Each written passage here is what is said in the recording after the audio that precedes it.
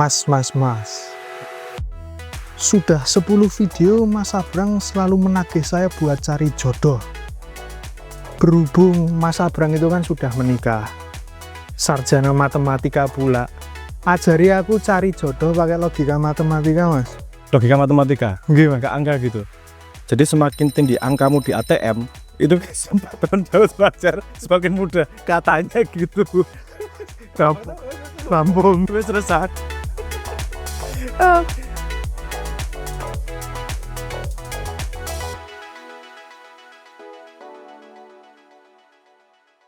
Mungkin agak melebar, mungkin agak tidak to the point ya. Tapi kesempatan untuk belajar sesuatu. Nah, kalau kamu ngomong matematika pada level personal, manusia itu agak susah di matematika kan. Karena ada faktornya banyak, ada emosi, ada ingatan, mood saat itu, dan seterusnya. Jadi perilaku itu trik yang sama sekali berbeda, non matematis itu. Yang bisa saya sampaikan gini, 50% dari mendekati cewek itu urusan wangi. Dah, itu saja. Lainnya itu dibakar bukunya udah. Itu berbahaya soalnya. Kitab ketentramannya itu. Secara personal gitu. Tapi kalau kita ngomong secara komunal, secara banyak, kita jadi bisa lihat probabilistiknya. Kita jadi bisa lihat kemungkinan-kemungkinannya. Dan itu di matematika kan menarik. Tapi ingat, matematika itu bukan untuk membantu kamu dapat pasangan dengan mudah itu tadi. Kecuali ya itu tadi pakai angka ATM, atau kalau angka ATM-mu nggak cukup ya kamu nongkrong di ATM, cari apa namanya, cari stroke yang isinya banyak, itu kamu kantongin, nanti terus ngasih nomor telepon, makan di mana, oleh tante, tolong dong kontak, ya ambil aja yang isinya banyak, ilusi matematis. Tapi kalau secara statistik gimana ya? Gini, saya jadi teringat pemenang Nobel 2012 kalau nggak salah. Secara statistik gimana sih pasangan yang stabil tuh gimana sih? Walaupun ini agak terlalu maju ya, karena yang kamu cari aja belum dapat kau udah stabil gitu. Tapi kan pasti akan melewati itu kalau udah dapat biar stabil ya. Nyarinya tuh gimana? Kalau kamu baca Tambang Raras Serat Centini, itu juga ada cerita tentang bagaimana pasangan-pasangan tersebut. Tapi kalau mau cari garis besarnya, itu tentang pasti ada yang memilih, mesti ada yang mengevaluasi, mau nggak dipilih. Kita lihat probabilitas itu. Untuk teman-teman gender, persamaan, dan seterusnya nanti ya, jangan kemudian pikirannya langsung membantah. Wow, itu nggak kayak gitu, tapi kita ngomong community, kita ngomong secara besar, bukan perorangan. Kalau perorangan pasti ada variasi. Itu gunanya statistik tuh gitu, secara komunal besar. Walaupun secara personal pasti ada deviasi-deviasinya.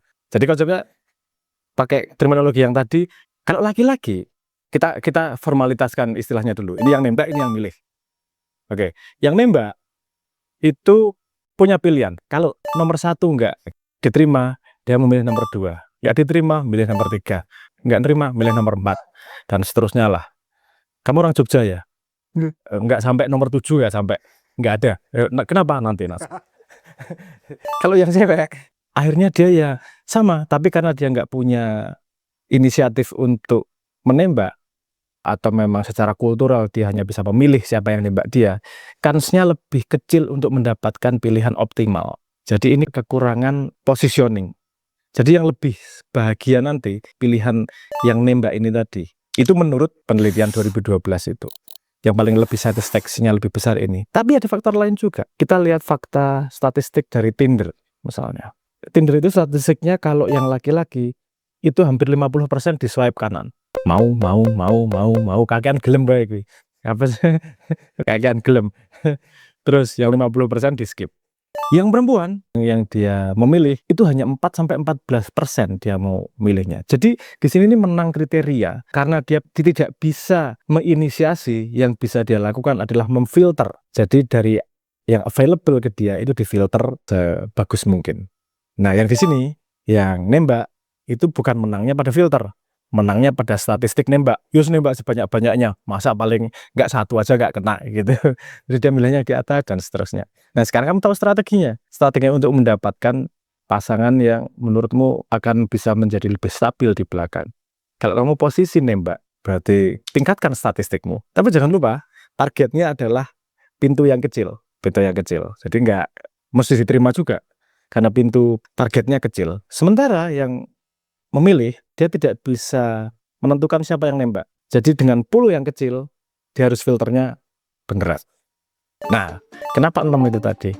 Ini ada matematis lagi. Matematis itu diadaptasi dari yang namanya Drake equation. Rumus Drake itu digunakan untuk mencari kira-kira ada peradaban di jagat raya itu berapa ya. Ada matematisnya dengan proses eliminasi. Nah, itu diadaptasi untuk kira-kira jodohmu di komunitas ini berapa ya gitu, berdasarkan populasi. Lagi-lagi ini bukan bantahnya, jangan ya nggak pasti yang itu banyak, dan ini ngomong statistik ya, ini ngomong statistik, ngomong general. Jadi prosesnya pakai proses eliminasi.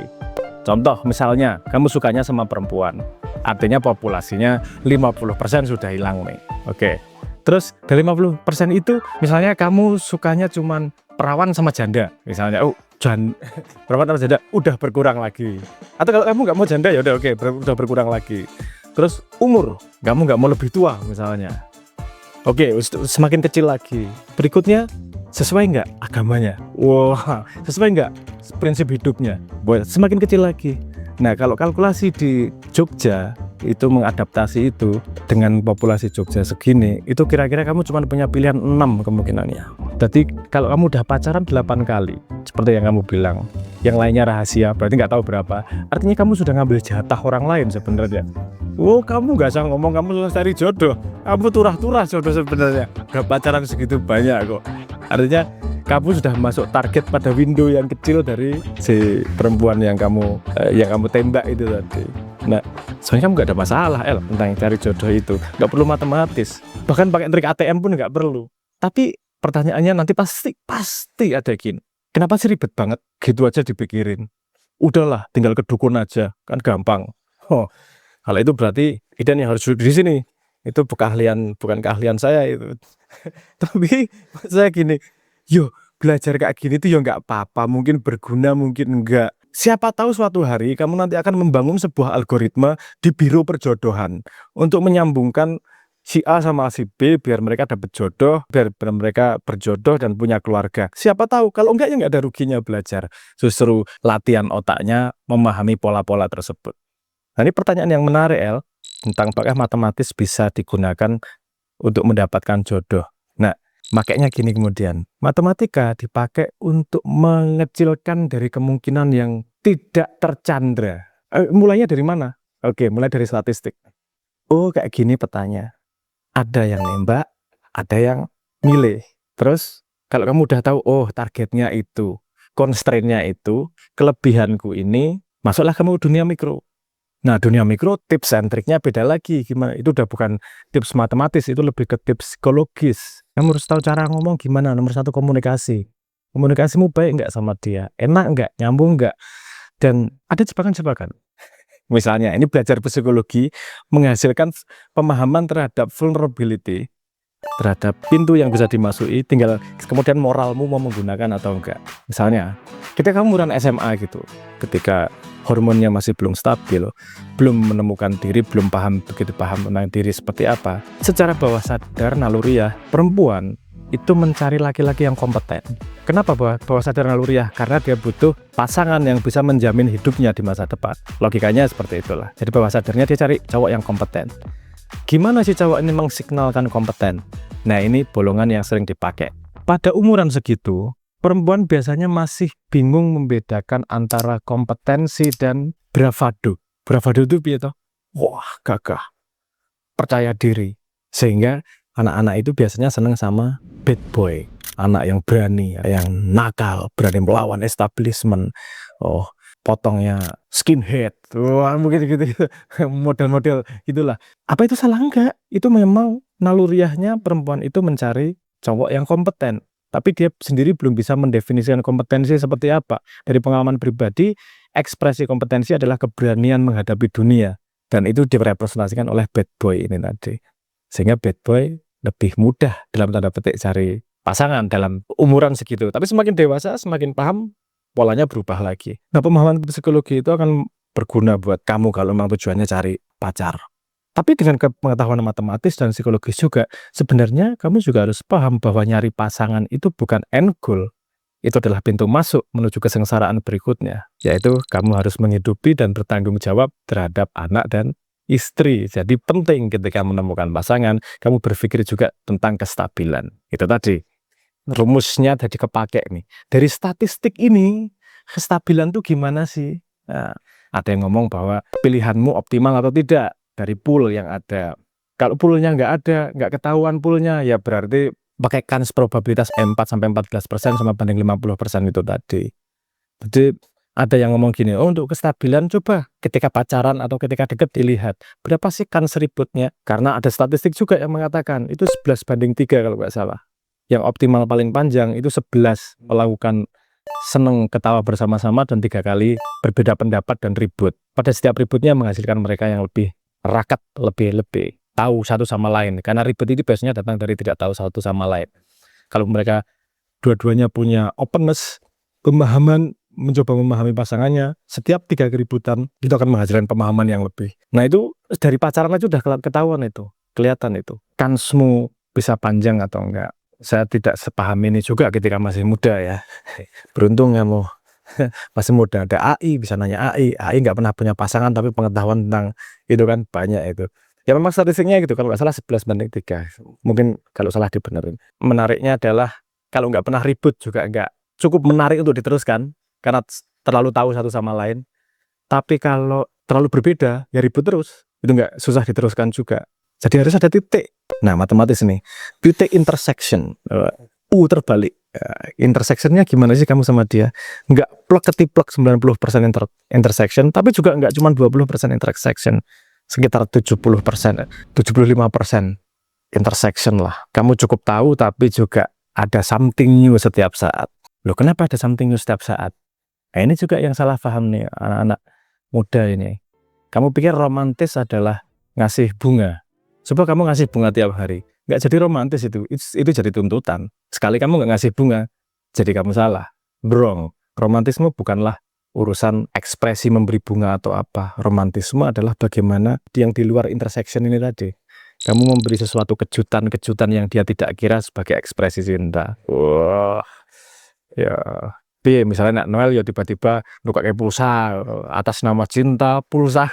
yo apa sih? Tapi banyak ilmunya di situ. Dulu hasil riset saya, kitab ketenteraman itu sudah dibakar, jadi berbahaya itu. Ya mungkin tips yang tidak buruk, sekalian hati-hati nih buat para cewek juga trik-trik ya. Nomor 1 kan tadi bau. Wah itu penting banget itu yang namanya bau. Itu hit pertama, baunya udah nggak enak, susah banget kamu masuk 14% ini, sangat susah. Jadi rajin mandi itu penting. Kamu jadi melihat gini, mandi itu bukan kewajiban dari orang tua. Mandi adalah membangun kebiasaan agar lebih mudah diterima cewek. Ini sudut pandang yang baik itu kayak gitu. Oke, yang inline sama keinginanmu. Apa ya nomor 2 ya? Hati-hati mirroring, itu yang paling gampang itu. Apa itu mirroring nih? Ini biar cewek gak tertrik sama cowok-cowok kayak Noel ini. Setiap orang itu punya kebiasaan tik sendiri-sendiri pada gesturnya. Kadang gini, kadang sering gini, kadang dandanin kacamatanya. Itu kalau Anda mirror sedikit itu mirroring, itu nanti akan ngomong, kok kita kayaknya udah kenal lama ya, kok kayaknya udah familiar lah iya mau ngopi gestur kok. Itu harus gestur yang dikopi. Kadang-kadang kata-kata yang dipakai disenggolkan sedikit, ya Allah ya Rabbi bahaya ini bisa jadi trik yang untuk menipu satu sama lain. Tapi mending kalau usulan saya paling oke itu menghadapi dunia bareng. Jadi menghadapi masalah bareng gimana? Itu tes yang paling oke untuk melihat apakah kamu akan kompatibel secara panjang. Nomor 1 paling penting adalah komunikasi, menghadapi masalah, bagaimana komunikasi itu membantu dan memecahkan masalah. Kalau itu aja udah nggak jalan ya agak susah diteruskan. Jadi mulai sekarang ingat untuk komunikasi. Dan ingat, komunikasi itu ada 2 hal. 1 memakai bahasa, 1 lagi memakai signal. Aku menahan diri biar nggak terlalu banyak cerita trik ini. Nanti Noel berbahaya nih kalau cerita trik terlalu banyak. Udah, mending kejujuran adalah jalan yang paling baik. Nah, kamu jadi dirimu sendiri, yang nerima kamu sudah siap menerima kamu apa adanya. That's the best. Probabilitas on the long term, honesty. Monggo. Semoga bermanfaat. Semoga segera tersembuhkan dari penyakit cacat tuna asmara. Terima kasih.